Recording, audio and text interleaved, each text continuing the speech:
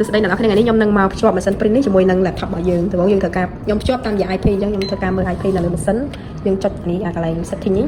ហើយយើងយក reference ខាងលើនេះយក network តមកយើងយក TCP ហើយយក IPv4 យក IP address អញ្ចឹងខ្ញុំបានឃើញលេខ IP របស់ម៉ាស៊ីននេះគឺ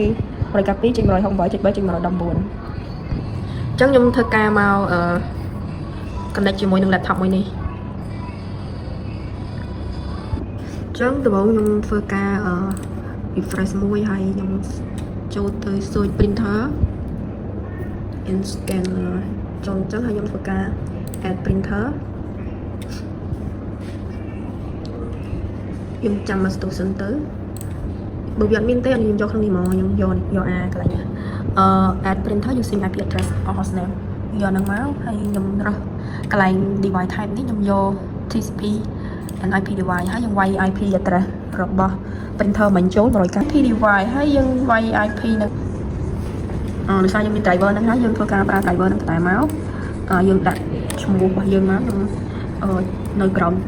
floor G1 ខ្ញុំរក G1 ហើយធ្វើការ install តោះមកឡើយនេះយើងអាចធ្វើការ share printer នេះក៏បានដែរតែខ្ញុំអត់ share ទេខ្ញុំចង់យកចឹងហើយយើង finish មកយើងទទួលបាននេះprinter របស់យើងជាលេខ G1 អញ្ចឹងខ្ញុំធ្វើការមកលេខវាតិចសិនមកហើយខ្ញុំមើលឡំខ្ញុំធ្វើការ select យក A4 ឲ្យហើយទៅយក A4 ហើយនឹងរើស tray យក auto អូខេយើង apply តោះមកយើងធ្វើការ print test មួយសិនម៉ាស៊ីនយើងមកនេះ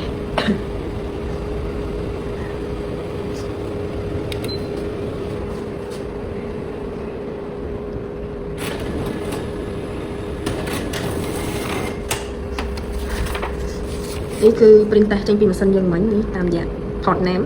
119អញ្ចឹងវីដេអូប៉ុណ្ណឹងបាយបាយ